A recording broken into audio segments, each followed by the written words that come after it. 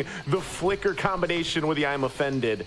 Still going to be up here on the top side, but they should be fine for now. What a play. Yeah, just when we were talking about no first blood, kind of called it there. Nice stuck in there. Flicker was available for Blink to do that, and now Banana in trouble. Ooh, this is what I was talking about though. 1-for-1 trade-off onto the bottom side.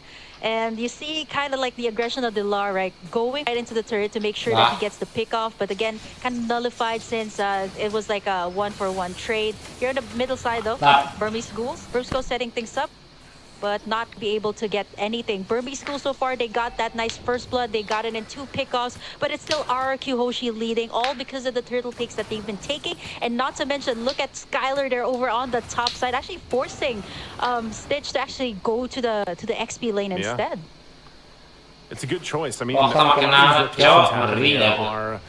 very smart on both sides, you know, for the most part. And early game, not anything too crazy happening. You see Blink, if he continues to do that every time the flicker's available to him, is really going to pay off, right, for these goals. That's kind of what they have to do. But Brusco even on the other side, a well-timed Annoying Fury is going to help them out. And not only that, but they have the extra CC available to them with Irad's kit. Dragon Form going to come down, still be working for this turtle. Second one, Sock's able to secure it.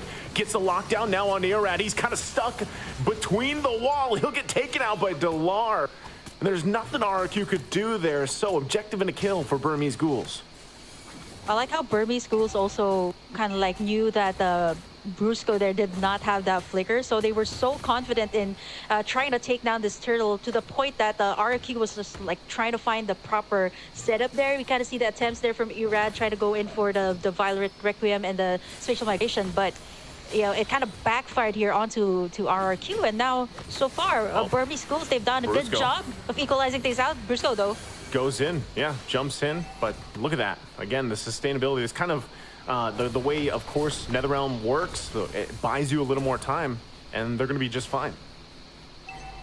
I'm worried about for the side of Burmese Ghouls though. They have to check Skylar as of the moment. He's gotten all the gold plating over on the top side.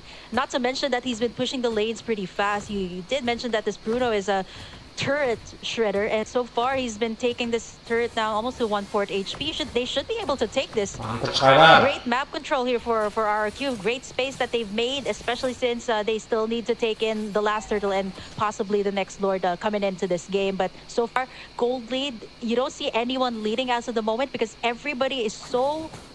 It's kind of a little bit careful when it comes to all these engages, right? Like once you engage, you don't have that right follow-up. It might actually just be a double-edged sword for your team. Yeah, and I think that's, again, you have to respect the fact that even with everything happening now, you know, the past couple of minutes, it's pretty much even, economy-wise, right, for the most part. And Skylar not going down, able to kind of just farm up here is great for RRQ. But even on the flip side, Burmese Ghouls, exactly, Stitch, having an early kill, able to work on his own here, will pay off later on, of course, as you scale up on this Claude pick. So right now, stalemates. Third turtle of the game, though, for the taking here. Both teams getting in position. Only Skylar down on the bottom side, so both teams want to go full force here. The difference maker could be that gold lane, having that available. You can already see in the mid lane, whittling down slowly, but Stitch going to go down bottom. Team's going to be fighting it out 4-on-4 here for this third turtle. Taking it slow. Turret goes down to the bottom side as both gold laners wait there. Turtle's going to reset once again. Still looking for an angle here. Brusco there in the front lines. No one committing just yet. They're trying to feel this out. Yeah, they have to. There's some pressure now.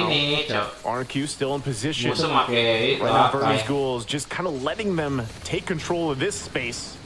Blink not going to commit. There's the Dragon Form finally going for the initiation. Huge stop there from Brusco, though, with the flicker, Annoying Fury. Now they're going to be battling now here, though, as both gold laners trying to make it away. Delar will finally fall. Stitch now joining taking a couple shots. He's almost there. Irad falls. It's a double for Stitch, though. But Skylar finally gets a kill as well. And now the mid lane turret goes down next. They find wins on both sides here, but RQ pulling out just a little bit ahead. Sock's buff can be worked on. He's deleted by Banana. Gets knocked down quickly. And that is tough for them. Stitch now the answer here with Blink still. Banana going to be able to get away from the I'm offended. Wow, so much back and forth here, Kim. Yeah, we kind of expected this coming out. All out brawl from the side. Burmese School, big window. There was a trade from RQ Hoshi on the middle lane, so that's also pretty big for them to give that map control towards their side. Right now, that is big because RQ Hoshi just finally got this first Lord of the game. Not the Luminous one, but this will actually give more pressure to Burmese Schools. They've been winning all of these clashes, but they haven't been able to convert as much turret takes as compared to RQ Hoshi, who has been slowly taking it in care of Skylar. 101 on this Bruno, 7,600 gold for him, at least 1,000 more than what Stitch has. But so far, you know, we can't count out Stitch just yet. This is a Claw that you're talking about. He just picked up the Demon Hunter sword too, so that's going to be big for the side of Burmese Schools when it comes to these clashes. That blazing duet, that Stitch has to time up really well. He also has that Purify, so pretty much he's just gonna go for the cleanup work here if Burmese Schools decides to go in for the following. Okay, and with that, they got the Lord work in here. RQ now gonna go ahead and get these turrets down, move around the map with the space that they garnered themselves. We'll be taking the resources as well on top of it, so Burmese Schools once again finding themselves in a troubling position. This round it could slip out of their hands very quickly. Hello guys, deal with this push. It's going to come down once again if Blink can find a setup that he's going to be looking for on this Ruby pick once again. He's kind of the big answer for them. Nobar also now at this point with Dragon Forward has to be really careful on his positioning. Turret now in the mid lane, tier 2 going to fall into focus, top side, tier 3.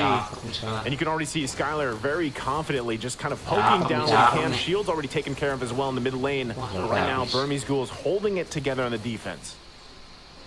For Burmese Schools and RQ, what they both have in common right now is the timing of the ultimates. The Netherrealm here, the Blazing Duet, even the first out of RQ, the timing here of Brusco's setup. He does have the flicker here. They want to go for the pressure here on the mid side. This tugged in by Blink. Able to get the pull here, but he's still going to be able to stay alive through it all. Netherrealm comes down. Him off a little bit. Delar, though, takes quite a few shots. One goes down in the exchange. Big item picks up as well. The Flask of the Oasis now for Brusco. Sustainability going to be there, and they're getting another turret as well. The jump in from Irad finds Tuya. Now Banana also unleashing. Stitch able to get the kill, but it's Nico almost 2 down for Burmese Ghouls and RQ. Looking to end game number 1 here, working on the crystal. Can Burmese Ghouls clear the waves, keep it together? They find a little bit of room to work with. But Skylar so much damage on this and that's like it's going to be it as RQ takes game number 1. Wow, just when we thought that it could have been at least like a more than 15 minutes game, that was actually a pretty fast game there from RRQ. Both sides are actually, they actually calculated all of their clashes pretty well. All of them actually used up all of their ultimates, but none of them were taken down. What RQ actually did really well in that final clash was just to have that selective targeting on those heroes, right? Like Brusco was down, yeah, the main one taking up all of the damage, but that actually enabled Skylar and even Octa there with the Nana to be able to get the prime position and kind of burst everyone down while everybody was too busy trying to take Brusco down. Yeah, it's crazy again. When you're thinking about that early game, you know how and great setup here in the early game from Burmese Ghouls and Blink, you know, able to pull that through. But the problem was, as much as it was a stalemate from the early portion of the game, and it was relatively even economy-wise, it's like a switch just flipped for RQ at some point, right? And they were able to really kind of make these decisive maneuvers around some of these skirmishes and these team fights that gave them the upper hand. And that could just be the experience, the patience that they have, but it definitely just kind of shown here how strong they can be in some of these team fights and the way they approach them, because very quickly it just went in their favor here, especially after fights like this kind of turned out. Yeah, the problem too here with the side of Burmese Schools once they reached the late game, right? For Stitch, he was able to kind of have that killing spree, right? Even in these clashes, you can see he's been popping in these blazing duets, timed really well, and it actually kind of made it hard for RRQ Hoshi in the team fight. So RRQ Hoshi kind of understood that. They're like, okay, we have to kind of adjust the lines here, or maybe kind of force Burmese Schools to pop in all of their ultimates. Once it's all down, it's gonna be kind of hard for them to go in for the engage. And as you can see, this for RQ, they were willing to to take down the backlines. Here you see a nice setup here from Irad, which kind of enabled all of the rest of RQ Hoshi to actually make the plays. As long as Skylar is safe here, as long as he's protected here for RQ Hoshi, they could have locked in the tower. They lack that kind of wave clear here for their side. They did have the protection in the form of the Faramis, but it was kind of not enough to take down the main problem, which is of course and at the same time Banana as well. MVP here for this game. We've seen him zone the side of Burmese Schools here several times, not only in the clashes but even in the major objectives, which kind of is, I would say that CD is that kind of hero that is not really that, for me it's not really that OP, but it really is super annoying to be in lane with. You've seen even in the early phase of the game where, you know, Dilar really had a hard time to clear out the lane. Like Banana had much better wave clear, and at the same time it was really annoying when it comes to these clashes that, you know, he was just zoning the backlines, and it was hard for, you know, either Nico or even Stitch here to get the prime. Yeah, it was great. Again, you know, Banana didn't even have, you know, he didn't have to have that many items to do what he wanted to do.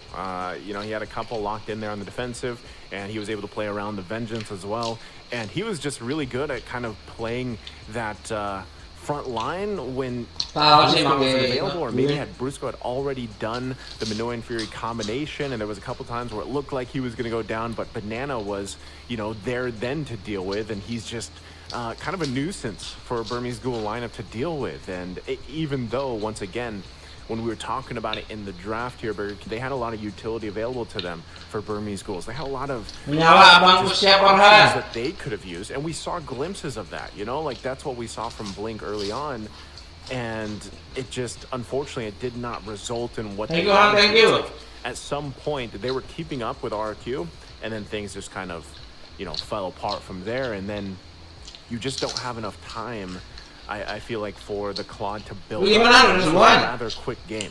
And most people know that when Claude is locked in, like, that's the thing you need. You need time, man. You need time to build up, to get the 3-4 items that you need, and then to be really that pressure, whether that's in the team fights or you're just pushing a side lane. But, you know, and that's one of the great things why that matchup happens so often, where a Claude is locked in and then you see a Bruno across from you, because honestly, Bruno just needs like 2 items and he's kind of already doing the damage, you know, like he already kind of hurts. So, you know, and this is something that was unfolding here, not to mention the reason why, Kim, we see so much Nana right now, because sometimes all you have to do is drop the blitz. You know, that's it. Drop the blitz in the straight line. You've got it paired up with, yeah. You've got the, you know, you've got the Minotaur as well. So it lines everything up really perfectly. And I feel like, again, Burmese Ghouls lineup, they kind of needed a little more time here. And RQ knew the assignment. They're just like, yeah, we're not going to give you guys the time that you need to scale up against what we have. And that was the case of game number 1. You know, it was a well played execution, because anytime you really see these games end at this, you know, this time frame, a lot of the times that first Lord push too, after the first Lord, and there's not even a need for the second one, it's just a finesse by the team. It's just a good execution of whatever they drafted, and the way that they played around their timers and the rotations. And I feel like that's what we saw from RQ from game 1. So, you know, now we have to kind of consider the fact, while we wait for game 2 draft here, Kim, like, what does Burmese Ghouls do here? Like, did you agree with the draft and the game plan it seemed like they had? And should they change that up for game 2 to get to a game 3? Because again, it's match point now for RQ Hoshi. Yeah, I keep forgetting that these are like just BO3s, like huge it's just matches. a BO3. Like these are BO3. There's just only so much you can do, right? Like the adjustments that you have to make, knowing that, I mean, even the pressure, thinking about that the next match is going to be a match point for you, and if you don't win it, or if you don't take it to a game number 3, it's over for your team, right? Definitely a lot of pressure from Burmese Schools. What I noticed from their draft is they're kind of reacting to what RRQ actually put out, right? Like they had burst, they answered it out with the Faramis, but they pretty much didn't think about like the overall picture of like how together, right? Like they had the for what RRQ did is they worked in on those turrets. They gave so much space also for their team in that early game. So for the side of Burmese Schools, I think they kind of have to play it out of course, real safe here in the second game, and at the same time, maybe try to go for what they did in the group stage, like picking something different in the mid lane, or maybe perhaps like going for a little bit more of like comfort picks rather than reacting to the draft here of RRQ. Yeah, I feel like if I had to pick something apart, like I understand the Faramis kit and you know how it can provide some of that utility, of course, with the Nether Realm and everything else, but it just didn't feel like it could have been, like there probably was a better option for me personally that you could have put in the mid lane there to match up against the Nana. And I did mention, again, we have seen so much Aurora pop up. Of course, I believe the Vexana was, I think it was banned out, it was banned that out, has also popped up. Yeah, that has popped up a lot. Of course, Novaria, but that was banned out. So it's like, you know, again, you kind of have to decide what is our game plan. It just felt like that lineup, that composition that they had was like, all right, utility. That's what we're going to go with. And we're going to hope that, again, we are buying enough time for our quad to farm up, you know, and it just didn't get to that point. So you were talking about what they could do here. I personally think that what I'd love to see Burmese is do kind of what they did yesterday, you know? They were a little more aggressive in their picking and their play style. And if that also means, hey, maybe this means put Dalar, you know, put a Paquito in Dalar's hands so he can be a little more proactive and a little bit more like of a threat, I guess, in this and deal with it, because I don't know. Yuzhong right now for me is just not cutting it. I don't know the 100% statistic on the win rate for Yuzhong. I don't think it's that good though, because so far from what I've seen, I know he's only been picked a couple of times. Maybe he's even 6 times just to be exact. Okay, he's been picked 6 times. Like, it seems like a struggle for the Yuzhongs to really work right now, especially when they're dealing with how much impact right now CC has. Like, CC is also just one of those heroes that's popping up often, and it's tough to deal with. So I personally think that Burmese Ghouls, they opt for a little bit going back to that foundation of let's be aggressive, let's make these plays, and not play to the pacing set by RRQ Hoshi. Yeah, speaking of the pacing too, like Burmese Schools, the they drafted even in the group stage was really aggressive, like picking up a Harriet very early on, even picking up like direct counters to Ruby, like Barrett's and Paquito, even being so bold to putting the Paquito in the mid lane. So I think they should kind of go back to the basics here for their side. That was their kind of identity. I think even for the draft of Burmese Schools, I would have gone with somebody who can split push, right? Like that's what RRQ was doing. They were pressuring the lane. So if Dilar was on something like a Benedetta or a Paquito, these can go for split pushes. But you know, being in the Yuzhong earlier, it kind of forced him to be like, okay, I have to be in the team fights. I need to have that Black Dragon form up to zone everyone away. So for Burmese Schools, just go back to what they know, go back to what they're comfortable with, and go back to their identity, which is being aggressive, and also at the same time having these uncontemporary picks in the mid and even in the XP lane sometimes here for Dilar. I think step one for them, now that they're going to be on this side getting that first pick, if it doesn't get banned out, I think they should take Guinevere, because that was in the recipe for them yesterday, right? They had Guinevere in both games that they won.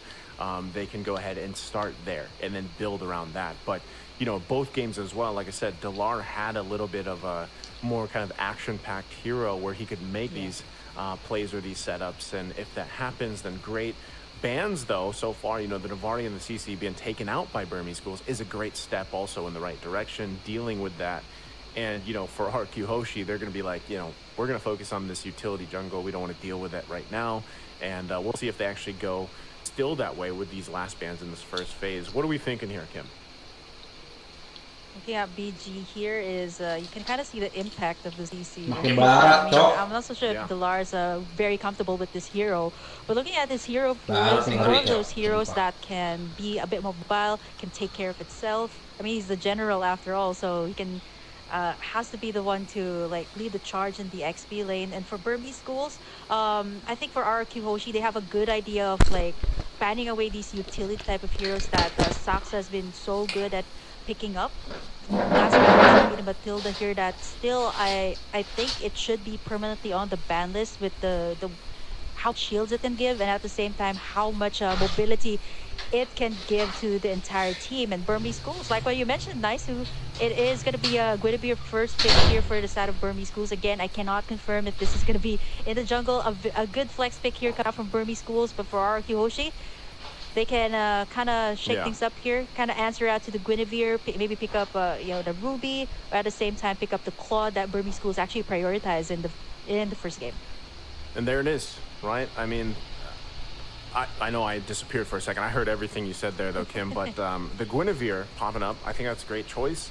You kind of play around that now. And like I said, you said this too, go back to some of that foundation that you have. And the recipe for success is, even yesterday. But I feel like still, you got to be able to answer.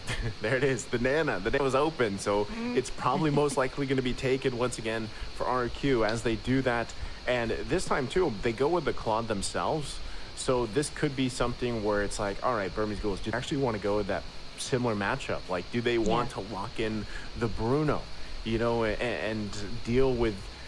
It's a flip side type thing, and they could build around that. I think this is still, though, so far, let's see what these next two picks are going to be for Burmese Ghouls, but I just like the fact that they at least went with the Guinevere, because although we did see it twice even yesterday, giving them the success, they could still flex it. Like, there's still room for that. Paquito comes up too. It's just like I was saying. That's what I was waiting for. Go to what worked for them yesterday, and try that here. There's the Bruno. So this is looking very similar to, if you guys caught game 2 of yesterday against Twisted Minds. I think it was a very quick game. It was like 12 minutes. And they had the Guinevere Bruno. Paquito, I think they had a Grok as well. And I think they had Valentina, if I remember right. So the Grok was there, and it's we'll see if that happens, but they're going back to that foundation we were talking about here. Yeah, the Paquito here and the Guinevere. I just want to say that this is really confusing right now, especially for, let's say, some of the people who just come in, they're pretty new to the meta. Nico has actually flexed this Paquito in the group stage twice, back-to-back games in the mid lane. Not only can Delar do that split push, Nico can also do the exact same thing. He was a menace to the team that they were going up against. I think that was Lil Gun that they've gone up against in the group stage. And Nico's Paquito was really, really deadly, like hiding in the bush, getting in those single target pickoffs with his ultimate, and is able to out on the map. So I still can't tell, like, if this lineup of Burmese schools is like is it a Paquito Delar or is it a Nico Paquito, things like that. But for RQ Hoshi right now, they have this lineup that's packed with like bursts, so they need someone to front line. They pick up the Ruby here again. I still don't know if this is going to be a Brusco hero or a Banana hero. I think they might adjust depending on what Burmese schools will pick up here for their last two picks. Yeah, there's I'm wondering if RQ Hoshi even wants to ban out the Valentina. They might not go that route and just let it slip through, because I could see also if it is a Delar Paquito, right, and then you take the Valentina for Burmese Ghouls, you actually can take the Ruby Ultimate, the I'm Offended, and use it. We've seen that happen before, but obviously too, just having the Nana available to you, having that Melina Blitz is also quite devastating when you have a Guinevere there. And like you mentioned already, Paquito, one of the great things about it is you put the pressure of getting that passive from Nana down really quickly, because it's like, a couple hits, and that's the thing about it, right? She's kind of squishy. So they don't go that route. They do take out the Grok, which was, again, in this lineup that they have, very similar, being built up to what they did yesterday. Grok is one of the components to this lineup for Burmese Ghouls. And so they decide to take that out and leave that Valentina open for now. And Burmese Ghouls is up to their last ban. So we'll see how that falls into place. But, I'm sitting here thinking for RQ Hoshi, based on the fact that they just have this Ruby, how do they want to build up the XP lane, specifically? Because if it is a Paquito across from them, Arlot's going to be taken out. I was going to say Arlot, or even maybe they go with a Lapu Lapu if they want to have some more setup potential and pair up with the Ruby here. But now that the second phase of the bans are done, we'll see where this kind of falls into place here for RQ. Yeah, I'm looking at the draft here of both sides so far. They've already taken away all of the options here.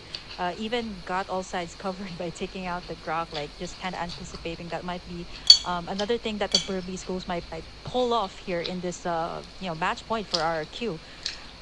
I like how they have the burst here for RRQ Hoshi. Burmese schools has that in the form of the Guinevere here. Still thinking, what else do we have here? They still sometimes these drafts can get pretty confusing because you still don't know who's gonna go where. But now RRQ Hoshi, they lock in this Fredrin here, which is actually a very good front line for these burst damage dealers. I think this might be I'm thinking like this might be a Brusco hero. Like this would be so good up against like Burmese schools' lineup. Like having that Ruby just roam all around the map can be really hard for heroes like the Guinevere and the Paquito here. Still not confirmed where it's going to be going. I like the Valentina choice here. Could be a great pickup, but and again, there's so many good ultimates on the side of RRQ, which kind of gets you thinking, which one did you pick up, right? Is it going to be the Molina Blitz of the Nana? Is it the I Am Offended? Or is it even the Blazing Duet here of the Claude? I think good here. How do you feel about Aurora? Is this a place kind of hard though to go up against the Fredrin though. I think I prefer the Valentina. Okay. I prefer the Valentina. I mean the Aurora is great though, but it can't burst down the tanky front line here of RQ. So I like this coming out from Burmese schools. It's kind of going back to what they're known for, and here it is. So is this a... Oh, okay. So it is going to be... Yeah, it's going to be a Roam Guinevere here. And then that's going to be a Baksha in the jungle. Yep. And that's what I was saying. Like, when that was locked in the first time, like, there was the flex available, right? And they kind of left that open because the Grok was taken out. So they kind of adjust from there. They pick up the Baksha, just assuming, we might as well fight utility for utility in the jungle and kind of try to win some of those objectives. Dances. The Minotaur is going to be locked in once again. This is very tanky for RQ Hoshi, right? Yeah. And they could find themselves in a position that Burmese Ghouls was in the previous game, right? Where again, you're really waiting for this Claude to scale up, get the items that he needs. But that's where I feel like Nana shines, right? I mean, that's why she's picked up so much, because the early damage potential is very threatening. So the fact that you have a Valentina now is actually going to put you up to par with that, not to mention just having Terrify in her kit as well, kind of helping around the kind of early skirmishes that'll happen here, and you have to respect her damage as well. So this is a lot better. Like, I like the Valentina a lot better than the Faramis. I know Faramis, some people be like, oh, you can build them in a certain way, pick up a certain emblem, and you can have great damage on a Faramis. Yeah, you could, but this I like this better because it also goes back to what they did yesterday in one of their quickest games, 12 minutes. And just like we saw in the previous game, it was a very quick game from RQ Hoshi. So I feel like the pieces here to this puzzle for the Burmese Ghouls is exactly what they need. Jumping into the game at Land of Dawn, game number 2 here. We're still on your screens. There it is. I was going to say, we are going to be jumping in too. So, game 2 already. Early action as well. But yeah, anything standing out of the ordinary here for you, Kim? Look at the emblems. Nothing too out of the ordinary here, I would say. The spells, though, you got the Purify from the Brutal. Again, that's going to be crucial, too, especially since RQ has all of these setups, right? You got the Minoan's Rage from... Minoan's Fury, rather, from Brusco. You also got Bananas, I Am Offended. Not to mention the Blazing Duet, too, from the Claude. It's not going to be easy for Stitch, though, but I think if they go the route here of being aggressive, that's kind of what they're doing right now here up against RQ Hoshi. Oh, yeah, already. Saksa going to take some damage, but again, these are, very tanky heroes that don't have a ton of damage right now, so no one going to go down. Still a lot of CC potential, though. Brusco should be fine as well. And one thing that's great about the Minotaur, especially later on when he kind of rushes that Flask of the Oasis, it is tough to deal with, but hold on. Brusco could be the one in trouble as he's going to go down to first blood. Now Arad in trouble as well. 2 kills now for Burmese Ghouls. Exactly what they need here in game 2, Kim. Yeah, level 4 too gonna be attained here by the Valentina in just a bit. I like how they picked this up too compared to the Aurora that you kind of mentioned, which is also still good, but the Valentina can scale up really well care of her passive, right? Like she can scale up to level 4 right before a major objective like the turtle, which is really good, right? You need all of these great ultimates to pick up. Right now it's all up to Nico whether you want to pick up that Minotaur's ultimate or whether even if you want to go for Octa's ultimate here would be great. Burmese School started out real strong. Now they're looking to take in this first turtle game, and so far RRQ after that those first 2 pickoffs actually, they're kind of having a hard time here. They knew he was there. Brusco once again going to be the focus. They forget the turtle for now. They want to get the kills here. The pull comes through. Irad could be in trouble, but look at the response. Now Blink has to get out of there. He's the one to fall from Octa. Now still going to be fighting it out for more. Irad the one to fall, still bloodied here. 1 HP. Banana trying to get away, but it's Nico that falls. It's a double for Saxa. But RQ gets on the board. But now they still might try to stop Burmese Ghouls from getting this turtle if they can. Brusco not having that level 4 just yet. Take a look at the replay. They might be able to just get that turtle. Keep an eye on that. It looks like but this was a great play here from both teams. I mean, a lot of response back and forth. But yeah, the turtle is taken here by Burmese Ghouls. Yeah, I like the clap back there of RRQ. They kind of like, okay, you know what? Burmese Schools is going full aggressive. They actually went in for the full aggression too.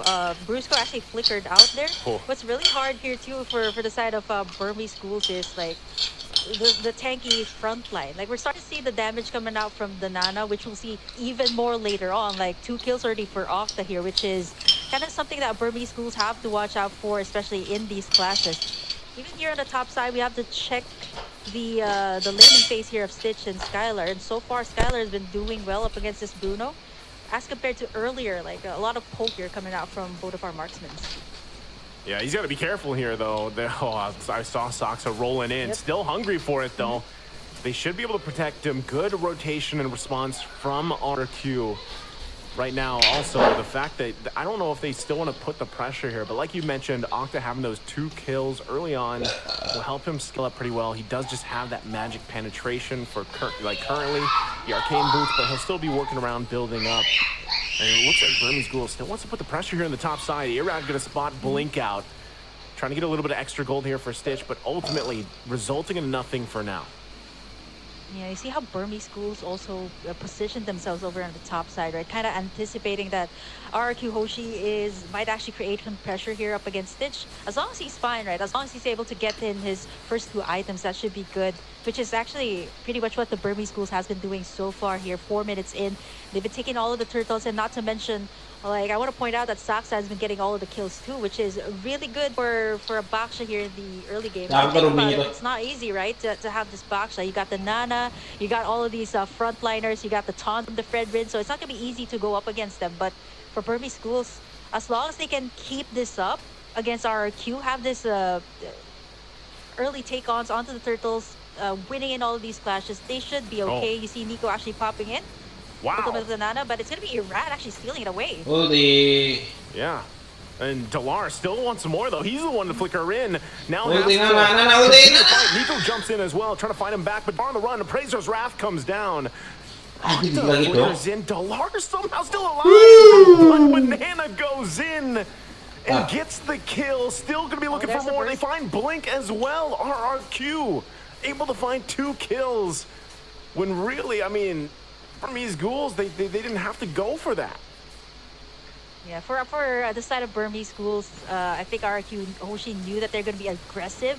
They kind of answered out to their aggression. Stitch in trouble here. Man, it's not easy. You got all these 3 heroes to add up to the force that they have.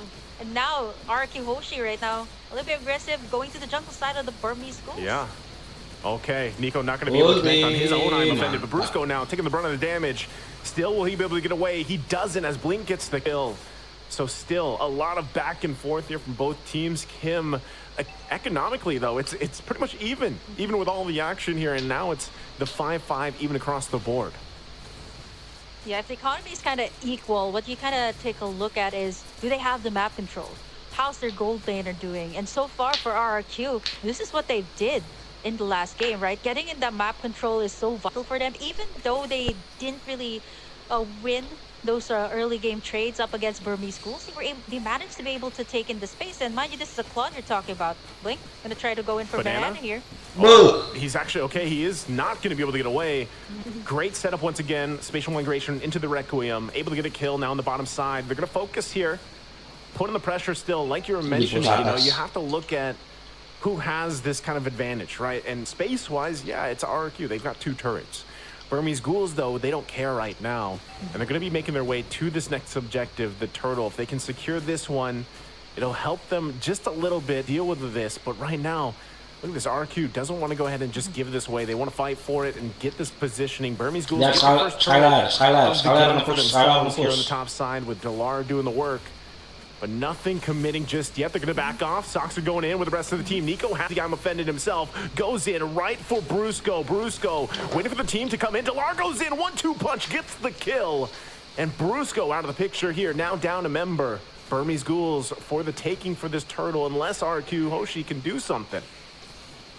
Yeah, like what Delar did there too. He's actually going to recall back to the base after taking in that turret, and joining in the side of Burmese Ghouls here kind of adds up to the burst damage that they had. Not only do they get it in the form of like Blink here with the Guinevere, but with Delar actually joining in the fights, it's actually pretty good here for Burmese Ghouls. But Delar also understands that he kind of needs to take back the space that RQ Hoshi has been taking, and so far he's doing in the split push pretty much what the Burmese Ghouls has been doing even in the group stage.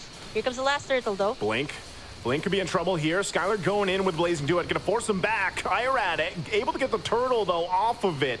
So they're happy with Delar, able to get the next turret down in the bottom side. So trade at cross-map objectives for now. Was that worth it? Is that the good call for Burmese Ghouls here, Kim? I think it's a point that Burmese Ghouls kind of understands that RQ Hoshi, yeah, okay, they've been taking in, they've been winning in all of these team fights so far. So Delar, I like what he's doing, and this was what he has been doing even in the group stage, right? Creating a space for Burmese Ghouls, and you really need this, especially in the current meta that everybody really loves to go for team fights, and sometimes you don't even notice it. You don't really have that space in the map. It's going to be harder to go for those team fights, especially like once these turrets are down, you kind of have to send someone back in. So it's going to be like -1 when it comes to the team fight. So not only do you have to join in the team fights, you have to get the map control too here for the side of Burmese Ghouls, which is what Delar has been doing so far. Yep, and with that, right, this the building up enough time for this killing for Skylar here. Now, once again in the mid lane, they want to go ahead and duke it out. Brusco taking a ton of damage. Goes into the jump, gets some annoying fury as well, but look at the backside. Nico's going to be the one to fall, and now Irad holding Stitch back. Blink trying to help him out. Skylar now joining the fight. Appraiser's Wrath going to come down. It's Stitch that falls there in the jungle. So RRQ clapping back, looking for Delar. He's on the run. Into the jungle he goes. Banana going to stick to him, cancels him out from the dash, and still going. Might even get the kill there in the solo, but also looking at the replay here, look at how this unfolded. Not sure he's actually still in the chase there, by the way, on the live cam, but what a setup and what a play here from RQ. Oh, they're gonna get him. Burmese Ghouls. It looks like they're getting him. Oh, yep. Delar, you tried. There it goes. Yep. Well, he was successful though. He was able to take down that second tier tower there on the bottom side. And if you look at the goal too, like it seems like RQ Hoshi is managing pretty well up against the Burmese Ghouls here, but it's not that far of a gold lead. It's 1,000 gold lead at least here for the side of RRQ.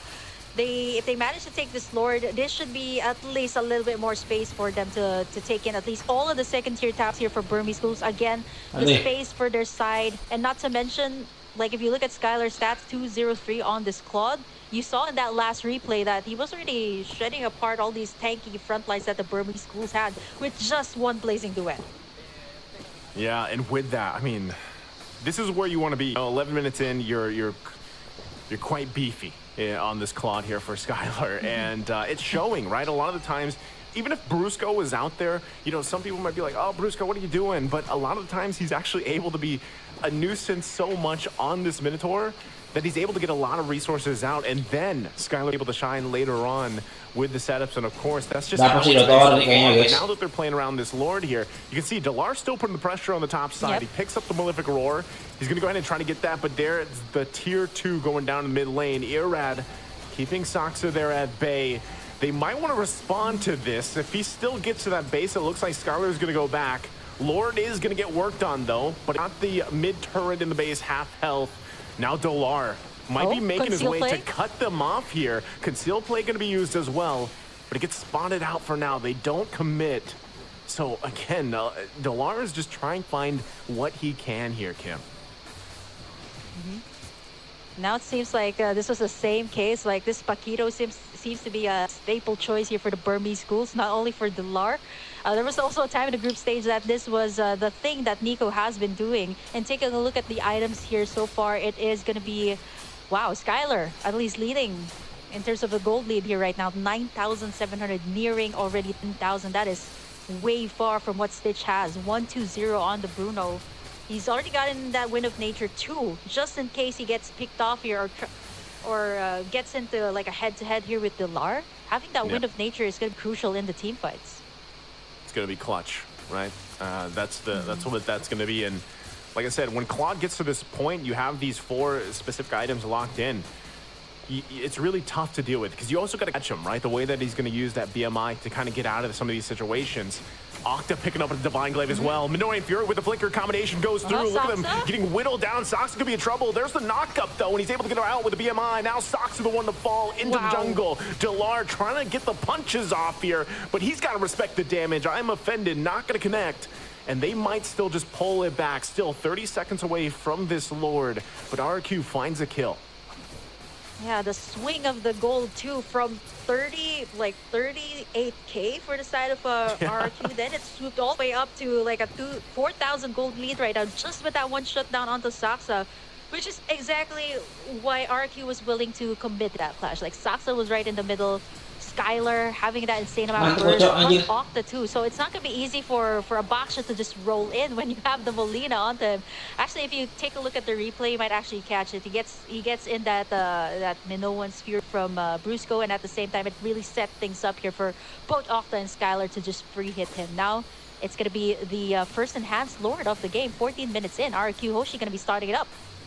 Let's see, Burmese Ghouls, do they actually want to try to pull something off? Saksa could come down to it. Nico holding on to that Ruby Ultimate once again. RQ knows what's up. Delar also positioning here. They're going to have to go for it. Praser's Wrath going to come down. Irad able to secure it, though. Gets the Lord. And now Sox left to his own. Will fall into the river. Now Blink in trouble. Gets I'm Offended combination here. Flickers on out. Delar couldn't do anything but watch. And Sox is the one to fall. RQ ready to make the power play. I like the attempt there of Saksa to try and steal it with the Lord. Roll in and click that retribution. But I think Burmese Ghouls kind of was trying to go for a split push. Like if you look at that moment when Saksa was going to try to go in, like you see Delar and Stitch going to try to make a move on that mid lane, but it's a little bit too late now because Enhanced Lord for the side of RRQ, they can take all of the inhibitors here. They don't have a good amount of burst to take down the front line. Yeah. But here comes Irad. Irad gonna get... He's going to get pulled. He has the immortality, but there's the Minion Fury going to be jumped in. Look at the damage, though, coming out from Skylar. Able to get the kill on Saksa. Brusco is the one to fall from Delar, though, so it's a 1-for-1 for now. Can they hold it together? Blink going to be able to jump in. Takes quite a bit of damage himself. The flicker comes through, and he's keeping him at bay. Lord finally going to go down. Nico has to run out of there, buy some time, some space, but he ultimately dies. And they hold on to a sliver of health on this turret for a little bit longer. Delar trying to keep the minion at bay. Banana jumps in, finds the connection, but look at the damage from Delar. The 1-2 punch isn't enough to get the kill, though. And now RQ looking to end the game, looking to end the series here. Can they do it? 3 down for Burmese Ghouls. It looks like they're going to take the disciplined route here, Kim, and back off for now. Yeah, if they overcommit there, they could have been punished there by a Stitch, who also has almost all the items that a marksman needs, right, in the late game. And by this time, like 15 minutes into the late game, everybody has what they need to be able to go up against your opponents. But what RRQ Hoshi has here, as compared to Burmese Ghouls, is the burst damage. You've seen it in the Nana. That was like 2 hits onto Saksa. Yeah. He also has the Athena's shield there, so even that wasn't able to counter it out. And not to mention, I just noticed his emblem here right now, that additional burn that you get when you pop in your skills from that emblem from Okta. So kind of really hard for the tanky frontline here of Burmese Schools. They're gonna have to rely on Stitch here and even Blink. Then again, same case from what they had in game number 1. Great solid front line, but no one to kind of answer out to the back line here of Yoshi, because Dilar's busy pushing, right? Dilar's busy pushing. There's no one to take down the Nana, no one to take down Skylar, who is also very mobile here as a Claude. When you're looking at RQ Hoshi here, Skylar 3-0 and 7, Octa 4-0 and 8, it's tough to deal with, like that kind of damage, because it's kind of like, even if you try to get them down, you have to work through the passive, you have to work through a BMI and a wind of nature. Like there's so many things to fall through, not to mention get through that front line, right? The front line, not to mention the peels available with a Ruby or even a Fredrin, right? So this is going to be a Lord, most likely going to the hands of RQ once again, unless Burmese Ghouls can do something about it. But even Soxa just trying to get some of this vision. Blink waiting patiently as well. Still, Lord, less than half health here. They might try to make it a miracle play if they can pull it off. Stitch positioning here is going to be crucial as they approach this. But right now, RQ, Delar taking a ton of damage. He's kind of out of the picture, so now the numbers in the advantage for RQ, and that's going to be Lord going in their hands. There's nothing Burmese Ghouls could do with that, considering the fact that Delar had to go back to heal up. Yeah, the presence of mind too of like Octa and Skylar, to think that they had their eyes on the Lord, and they were also keeping Delar in check, right? He was trying to go for the mid tower, and RQ Hoshi knows that. They have all the space that they get, so if they actually took Delar down there, that wouldn't have been a big thing. But for RQ Hoshi, right, they've gotten everything secured. They got all these BP front line to kind of contain that Lord pit, and you see how Skylar was chunking out real fast too. So at this point, everybody has everything that they got, to the point that Iran's already chunking up all of the damage. Gets tugged in though. Wow. Iran already taking a ton of damage. Immortality going to be popped. Blink as well. Still has his. Can they pull it off? Look at the damage. Delar going to be taken out really quickly. Skylar on the backside still going. Lord's still going to be up here. They want all the kills before they end the game. It's a triple for Skylar, and they take the series in a sweep, sending Burmese Ghouls out of the tournament.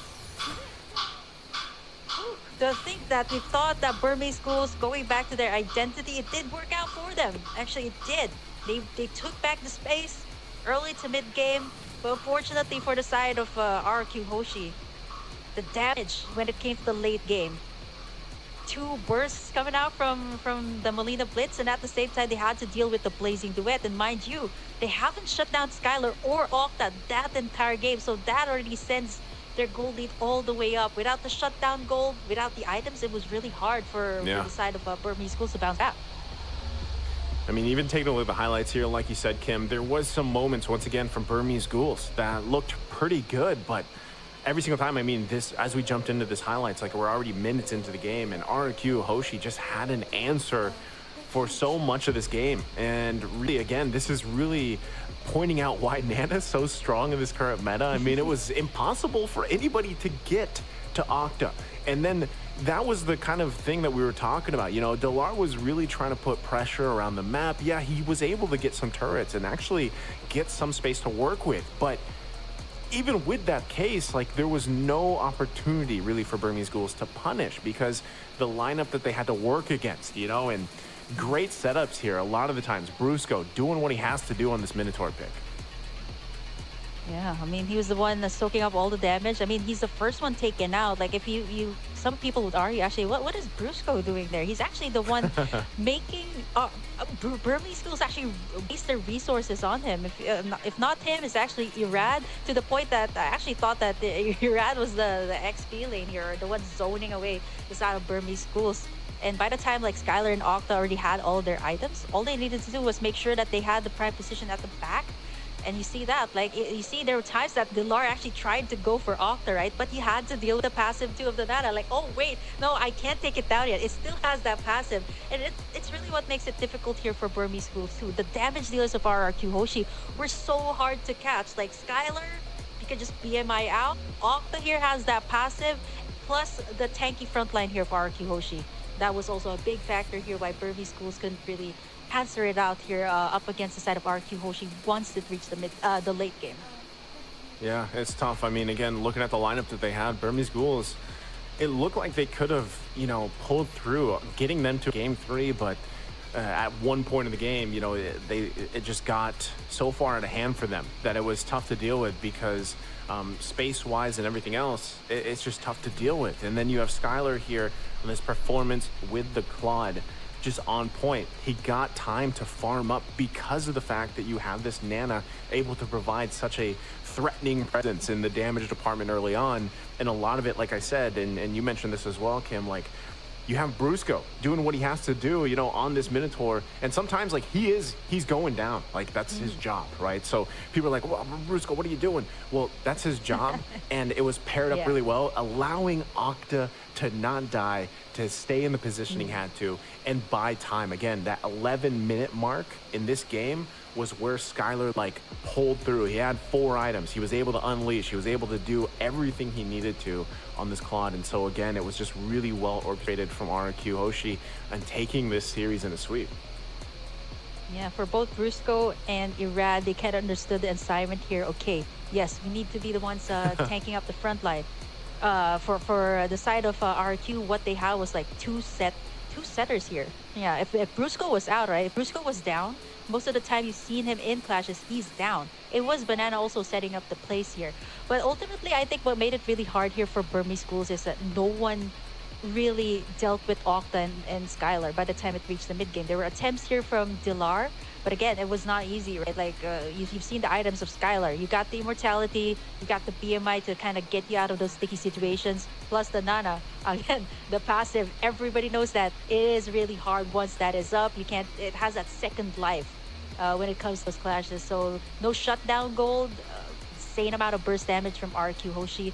All around, I'd say like Burmese Ghouls, a huge really proud of the side of Burmese Ghouls here. I mean, they did pretty well up against the side of RQ Hoshi from the start. Yeah. But then again, you know, once the lineup here of the side of RQ Hoshi scaled up pretty well, it was kind of hard for Burmese Ghouls to kind of think about, okay, should we take back the space or should we kind of deal with the damage dealers right now? Because so far there's a lot of things to do, and Burmese Ghouls, they didn't really have that much time in their hands.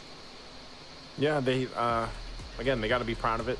They got to the final 8 for all these teams and everything else. You know, they were able to get to this point, and really, it's just kind of like, you know, how do you deal with this? We're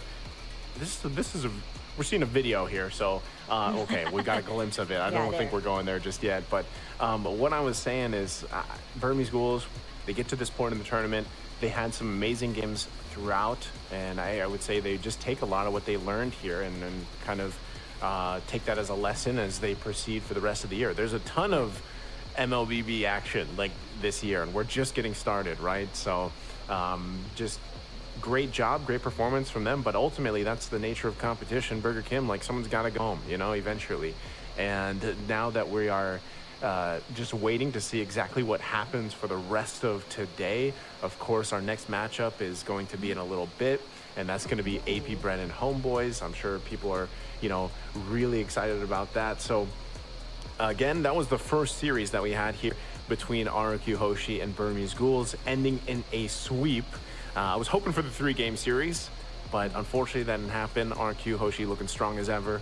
Burger Kim, we are going to be showing a short video for you guys. Gives us a little time to kind of reset here before our second series. So you guys go ahead and take a look at this video.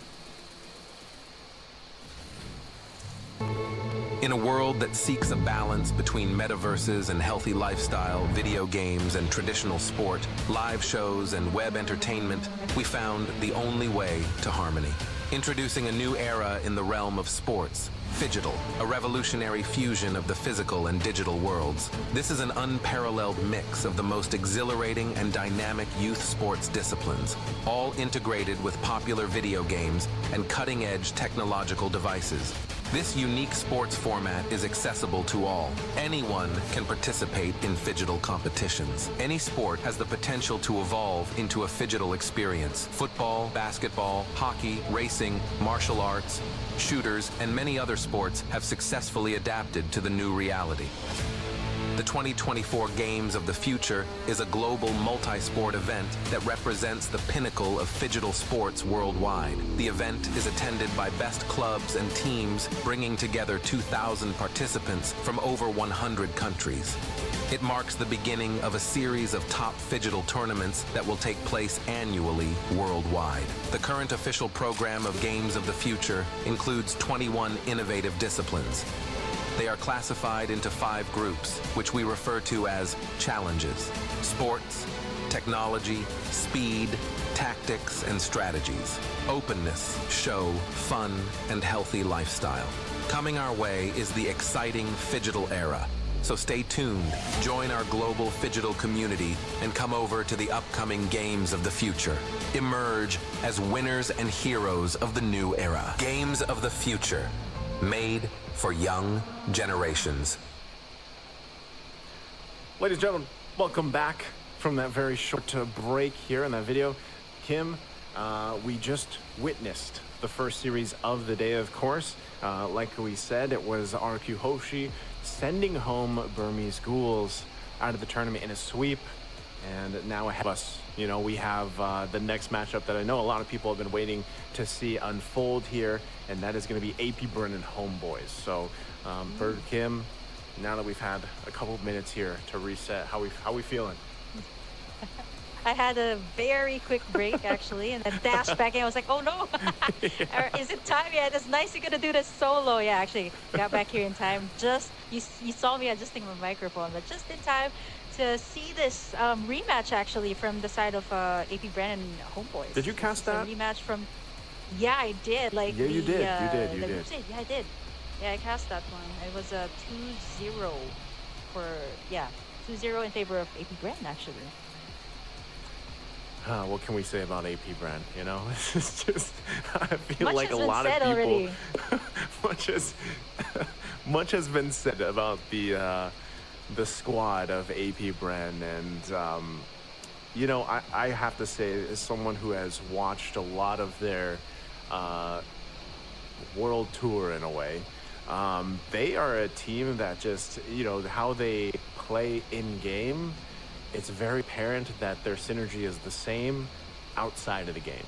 And I feel like that's one of the things that makes them a very strong team. And I want to say, like, a lot of the teams are probably like that, you know, to a degree. That's what they work for. That's what the coaching staff and everyone really tries to build that environment for these players. But it's very apparent play style of AP Brennan, I feel like. So for Homeboys specifically, it's like, you know, for Homeboys, based off even what we saw yesterday, you know, sweeping Deus Volt, by the way, a team that surprised everybody in M5 even.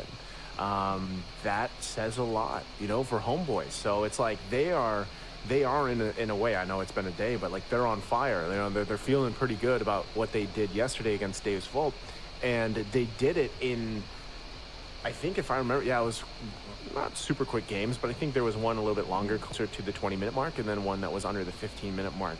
And for Homeboys, what I really liked is what they did in their second game yesterday, where they pulled out this lineup that is not a lineup that you see all the time. I know it's popped up similarly in other games, you know, but it's a very magic damage heavy lineup, and I believe that this were, they had Harith in the gold lane, they had an Aurora in the mid lane, they had the Guinevere, and that interaction alone between the Harith and the Aurora worked out really, really well, because you build into an interaction between having Harith with the Starlium Scythe, you know, the damage and how his kit works, and then of course you have Aurora. I think one of the first items from there was like a Genius Wand or something. So like when they clashed in these fights, the magic damage was so overloaded, and it was tough to deal with. And it was a very quick game, you know, against Deus Volt, and they had a hard time dealing with it. And then they threw in a Vendetta, and it's like, then it's just like chaos everywhere around the map. Yeah, it's tough to deal with, right? So I like the fact that Homeboys, and the reason why I'm pulling this up and saying this is I like that Homeboys is not afraid to go outside of the box, because that's exactly what they have to do against a team that is AP Bren. This is a team that loves to go outside of the box and do weird things if they want to. This is back even when you talk about flexibility, where it's like, yeah, we don't care. We'll put Frederick in the mid lane, you know. And I know we've seen something along those lines, like throughout the games of the future so far. So I feel like, if anything, Homeboys has to go outside of that box more against a team like AP Brand, and if they want to get to that 3-game series or possibly send AP Brand home. Yeah, definitely. I think for the side of Homeboys here is that you know, picking up these heroes kind of can surprise your opponent, right? And for somebody who has been in the scene for quite some time, even in last year, right? Like, you've seen a lot of VODs about AP Brand. They're everywhere. They got like some the SEA Games, just to mention a few, the MPL, and of course the M5 World Championship. So there is a lot of things that you can actually see in their VODs, what they're comfortable with, what they're not comfortable with, what do they prioritize banning out. And for the side of AP Bren, they're also very, very, I would say they research a lot about their opponents too. So it kind of seems like they're also very calculated too when it comes to their drafting phase. Not really a lot of time like to go out of the box, knowing that it's going to be Coach Trev here. I actually had a really good conversation with Coach Trev. I learned a lot of things about him, like off Tell us cam. about He's it, Cam. actually, we have plenty of time. He's like super. he's a very serious person, and he takes like he's very competitive. Like he's been to like different tournaments for different titles. So he's like, okay, yeah, I want to come in a tournament prepared. I mean, no, I haven't released this content yet, but yeah, that's what he told me. Oh, basically. so this is he wants to come in, like a like unreleased. I haven't released this. Yeah, unreleased content. So yeah, maybe you guys want to check it out eventually. But yeah, he likes to come in prepared. So you know, sometimes if you prepare so hard for something, and once it reaches a point, okay, Homeboys brings something out, Fredrin, okay, he might think, okay, this might go to like jungle or XP, but man, you rock it in the mid lane, that kind of like throws you off, right, for everything that you've prepared. And that's something that definitely, I do agree with you, that Homeboys definitely needs to do that. It might be like off meta picks, it might be something that you don't really see that often, but if it throws your opponents off, right, that's something really big. I think that's like, I know because you mentioned, you know, the rematch that this is and everything else, and I think really when you get to playoffs, that's kind of what you expect some of these masterminds behind the players to come up with. You know, it's like, what have they been preparing? What have they been doing with the homework? Because even a video, I think it was a video that we showed, either it was a video that was showed yesterday or it was on the social media from Games of the Future, where like there's little snippets of the teams and like them preparing and stuff. And we know that, you know, that all these teams really do take that time before their matches to like study their opponents playing in their games before them. So obviously AP Bren saw what Homeboys did yesterday, and they're like, yeah, you know, we can respect that and kind of approach that. And I think that's what makes this matchup so exciting with AP Bren and Homeboys, because it was, you know, GD Ico was asking me yesterday, like, for that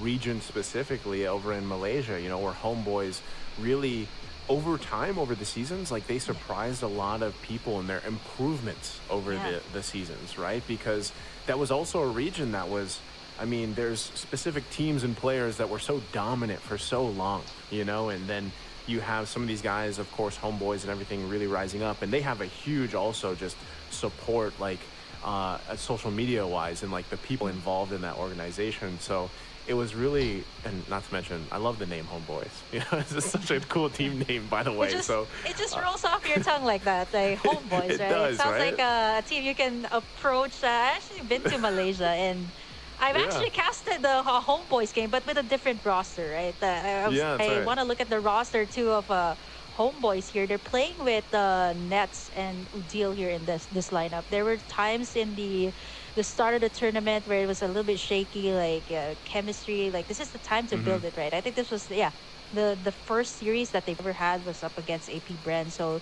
there were times that I'm not so sure what went on in the clash, or like somebody shot called and it went differently. So maybe I think this time it's a bit more fleshed out, since we're already like going to like the semis already of the tournament. So I think so far what they've showed yesterday, I mean, definitely AP Bren, they're coming in this prepared, and I think they're going to leave no stones unturned here for this particular matchup, since it's going to be a rematch, right?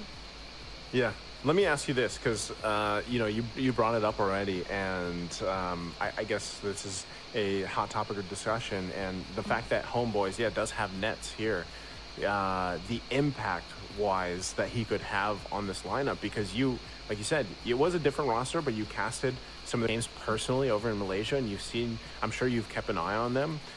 How do you think, like, is the play style still pretty much that Malaysian play style, and then it's Nets adapting to it, or is it the opposite way where like Nets brought something from the Philippines or his personal play style, and it just kind of fit into that style of the Homeboys and that Malaysian flavor, if you will? Like, what do you think about that?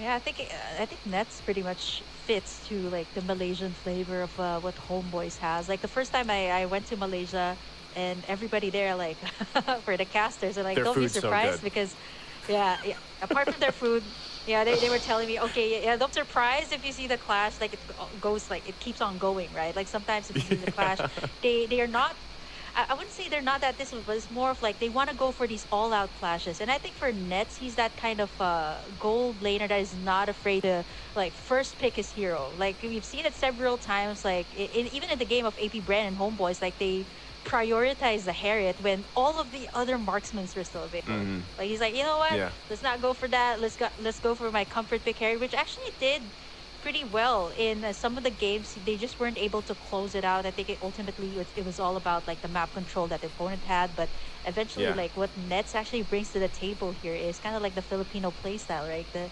discipline of like taking in the objectives, like to maybe retreat if the clash You were is gonna not say really you were gonna that say necessary. backdoor. Yeah. You were gonna Oh, a say little it bit because of that that's what too. Nets A is little known bit of that for. too. You know, he's known for that, right? Like, how many times? Like, I don't actually know the statistic for Nets, but how many times people have literally said nothing but Nets because he's like gone with that backdoor play and won multiple games. You know, like in the league. So it's like, I agree with you. Like, that's something that he brings to this very specific play style from Homeboys. And it's funny because I even have, and it's great that you got to go over there, but I have respect, to the utmost respect for the casters over there for Malaysia, because man, sometimes you're wondering how are they breathing? Like, some of the intensity that they have in their matches over there are just like, I mean, we have them too in the Philippines, don't get me wrong, but it's like regions have their specific kind of like play styles and stuff. And let's be honest, Philippines is one of those regions that did master and really do well with the objective play style. And we are, at the same way, we have these crazy clashes and stuff like that. But man, in Malaysia, it's kind of on a different level, I feel like sometimes. So, but again, looking at the matchup here that we were waiting for, it's AP Bren and Homeboys. And it's in just a bit, we're going to be watching them. We'll walk out on stage, of course. And we know that they have, like, even AP Bren, as we take a look at the lineup here, getting ourselves familiar with them, a team that is well known around the world. It's Ogun, Kaltizi, Super Marco, Flaptizi, and Few. These guys, man, not only do they just perform time and time again, but I feel like almost it seems like in their playstyle sometimes, like in the early game, they're very experimental. And then there's like this switch where they're like, all right, let's flip the switch on and we're going to just, end the game in the way that we need to. Because there was actually a game that they had earlier on before we got to the playoffs where it was a 30-minute game, and like they were struggling a little bit. And sometimes it looks like that. But then all of a sudden, boom, AP Bren, they're just like, all right, we know how to punish mistakes very, very well. So let's take a look at the Homeboys roster here, Kim. Yeah, speaking of the Homeboys, right? Like all around clashes. Let's see if they'll do the exact same thing, since they're talking about AP Bren, who can go for the punish. Homeboys, you guys know them, Sorn, Sapat, and Chibi, and of course with the addition of Udil here and Nets to their lineup, which they kind of had, I would say, a rocky start, but a pretty slow start for Homeboys here in the group stages. They got up against AP Bren, which is, they mentioned it's going to be a rematch here between these two teams. And now looking at what they have so far, or what they've pulled off so far in the tournament, I can safely say they can kind of give AP Bren a run for their money, or maybe at least extend this to a 3-game series, like a 2-1. For this rematch between Homeboys and AP Bren. And not to mention that both of these teams are actually their respective champions in the respective regions. MPL Philippines for AP Bren, and of course MPL Malaysia for the side of Homeboys. Yep. Good pointed out. Also taking a look at their picks here. Most picks, most bans, very similar to what we've seen, of course, throughout the tournament. And at the same time, you're probably not going to expect to see that Joy slip through, the Matilda or anything like that. But both teams, well, I would say for the rest of the tournament, a lot of these teams will really be trying to prioritize the Guinevere, that Ruby pickup. Claude has been phenomenal so far. We know that AP Bren loves the Claude and likes to play around that style. And then, of course, for Homeboys, like I said, you can be a little more chaotic in the way that you approach these games if they want to opt for Assassins or not. And that's the thing is, like, again, when we're talking about what they have to do and it's outside of the box, you know, while we wait to see exactly how they approach it, it's once again like what we saw yesterday, where it was I believe it was a Lancelot pick that was picked up by Chibi. I can't recall if it was game 1 or game 2, but he was able to pull it through against a utility jungler, right? And a lot of the times it was that timing that he has, and the way that he kind of works around that is what's tough to deal with for some teams. But when you're against AP Bren, it might take a little bit more, because that's what I was saying earlier. Like, the punishing factor is what I'm concerned about for Homeboys, right? Because I've seen it time and time again where it's always almost has very similar timing from each game. And it's like the timings have been mastered, of course, by AP Bren. That's exactly why they have the accolades they have from this previous year, especially because you're talking about that decisive maneuver they make before the first lord. Like, sometimes they give up the turtles because they know that when it comes down to it, we got to control that first lord and everything. But there's always usually a play that they make before that first lord. I know other teams do this too, but AP Bren does this very specifically, and they usually pull it off. So that's what we have to kind of keep an eye on here for Homeboys. And that's why I think, again, going back to the strengths of the Homeboys, because we have to point that out. And because most people will say they might be the underdog here, right? Depending where you're from and everything. So it's like you want to point out, how does Homeboys pull this through? And I think that's the main thing, is making sure that you kind of withstand those timings that have been mastered by AP Bren, and leading into that first lord specifically. Because we've already seen this earlier, Kim. Like, we saw teams, we saw RQ Hoshi end the game after the first lord. And that can't happen here, right? With teams of that caliber, especially like AP Bren. So that's what I'm going to be looking out for. Yeah, for Homeboys too, like, I love how you pointed it out. Like, could be fast games here, or maybe it could actually stretch out really long. But looking at the side here of AP Bren, they do have that switch, like what you mentioned, right? Like, I've seen this in their game up against Homeboys. Actually, Homeboys did a pretty good job in the early game. They managed to actually pressure a lot of AP Bren's jungle camps, and eventually, it was a little bit harder for Kyle TZ to kind of get in his farm. But it was just that one game-changing clash. I think it was either by Flap TZ or Ogwen that kind of started up, and it just kind of shook things up there. And then Homeboys wasn't able to bounce back. So for Homeboys, either they kind of contain AP Bren. Like, even by the time that they reach that last turtle, or even the Lord, if they get AP Bren contained, or maybe not let them get that setup play, it should actually be good for them. But looking at the Homeboys right now, I mean, kind of hard to tell what they'll pull off here in this very first match. Knowing that this is going to be a rematch, it could actually go with, what they did yesterday. It did work out well for them as compared to what happened actually the group stages. Well, since we still have, some minutes here before they get prepped up and ready to walk out on stage, again, there's a live audience for the people watching online. There's a live audience out there participating, and of course they all have tickets and everything else. So they're following the schedule and everything. So we're theorizing so much here about this matchup because, for us, I mean, me and Burger Kim specifically, like, we've watched so much of AP Bren, and kind of rise up here. So, and that's what I want to ask you, Kim. Like, in terms of AP Bren themselves, like, where is their weak point for you? Right? Because I think a lot of people will kind of pick apart AP Bren's playstyle, their pickings, their drafts, and everything else. But I don't know if that's a lot of what people, because people are so focused on why they're strong and why they're so dominant. So where is that opening you know, in that armor that they have. Like, where is that weak point for this squad from AP Brent?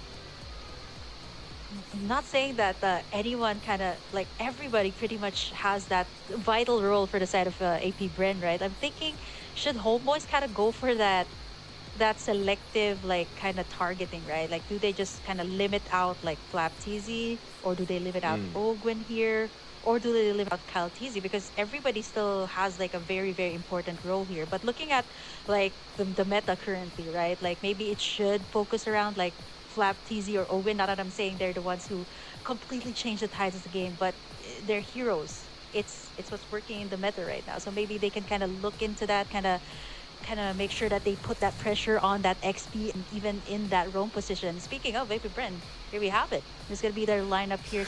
Starting it off with Ogwin, Marco. We've known all of these names ever since M5, right? These are familiar names, and even Kyle TZ, which I had the privilege of actually watching or casting his games even in the amateur scene all the way to MPL. So I'm just really really proud of this guy.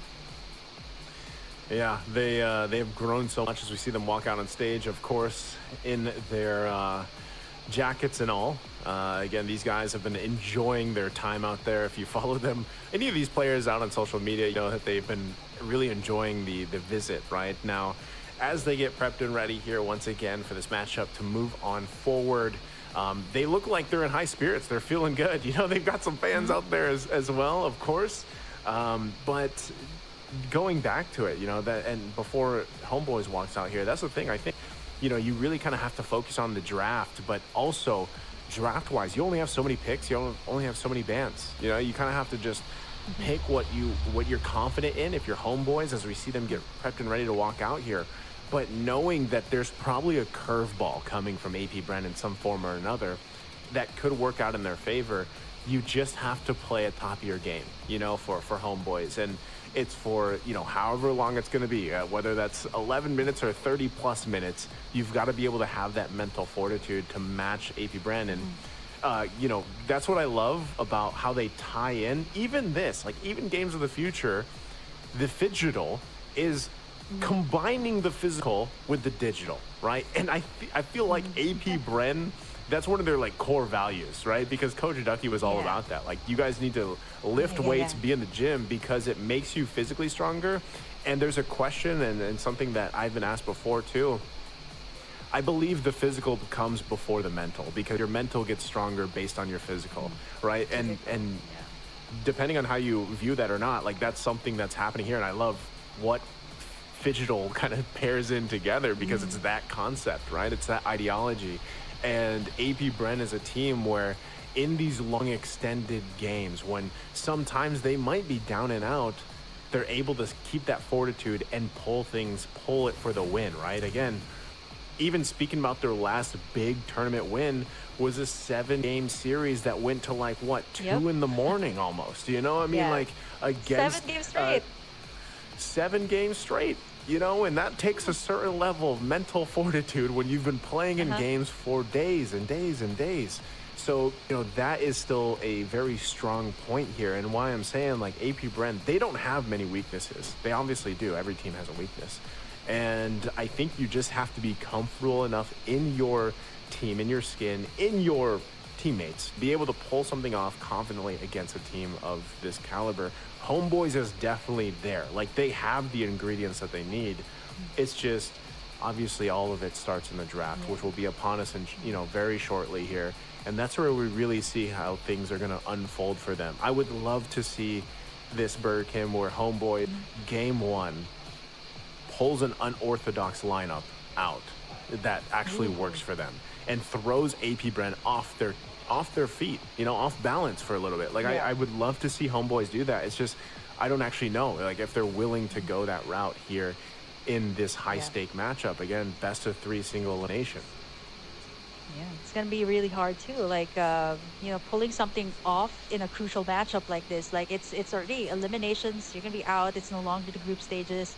But I think for Homeboys, they can still pretty much do that, right? Like for AP Bren, like I mentioned, they like coming in prepared. They like They are pretty much prepared for any type of situation. Like even you know, going a little bit back to like the MV World Championships, there was like glimpses of like the behind the scenes on what went on, what Coach Ducky actually told the entire team during the match point in like the BO7, right? Like something like that doesn't even throw AP Bren off. So I think, you know, trying to catch someone by surprise is just by picking up something super uncontemporary, which is something that I'm a huge fan of, because not only does it give you like a lot of talking points, right? There's so much possibilities for that kind of pick. Say, you know, you pick something, what is off meta right now? Like something off meta, you pull it off and like, where's that gonna go, right? Like Homeboys actually did that even in the group stages where, okay, they got a Barrett's there, they got a Ruby there, they even got like a Paquito there. So I was like, okay, this is pretty much all set. Like the Barrett's is going to the jungle role, and then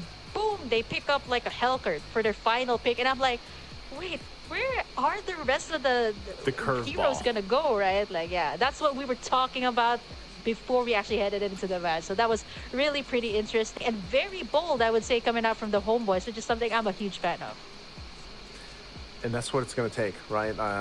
And we can only guess so much until we actually get to the draft here. But I think regardless, there's still a lot of room to bring some of these not newer picks, but like picks that we're not used to seeing, you know, and now is the time to do it. And these final couple days left for Games of the Future, I think you're going to continue to see that. Actually, I think by the time whatever two teams end up even in the grand final, you're probably going to see some form of a surprise or another, right? So with that being said, here we go, jumping into game one draft here. AP Bren and Homeboys, one of the teams have to go home, you know, and it starts here in this best of three. Game one, AP Bren will have that priority, that first pick, what they're going to be going for. And I wouldn't be surprised unless it's banned out, Kim's. Guinevere is probably going to pop up, you know, possibly for the first pick. We'll see if one of the teams actually want to go that route and just kind of ban some of these heroes that we've been seeing constantly picked up in the first phase. Oh, wow. AP Bren most immediately takes away the Fermis. Yeah. I think this kind of goes to show that AP Bren might kind of go for that like massive chain CC of composition, and the Fermis is kind of one sustaining in the clash, something that Udil has also picked up like even before. Matilda's still not going to be open here. I think that's one of the top banned, or let's say it's open. Actually, there was a time, it was open for AP Bren to take. That was also the matchup with Homeboys where, you know, Owen got into this Matilda. It was the MVP, not a single death, and he actually built the Matilda to be like a magic damage Matilda, like Holy Crystal, Blood Wings, that kind of light up. So that was pretty interesting coming out from their side, and it worked really well for them. That's what I like to call the big damn Matilda, you know? Like you just build it that way and it's got the damage. And it's a threat because actually the way her kit works, it has good poke potential, and then you build it that way, it gets scary, right? So it's a good ban. I mean, obviously even without that, like Matilda's constantly banned out just because of how strong she is. I got the picture here. We know that AP Bren loves that pick if they want to go that route. We'll see though, once again, even with this is still leaving some of those other heroes that are picked up often in the first phase. Joy is still open, that's still available.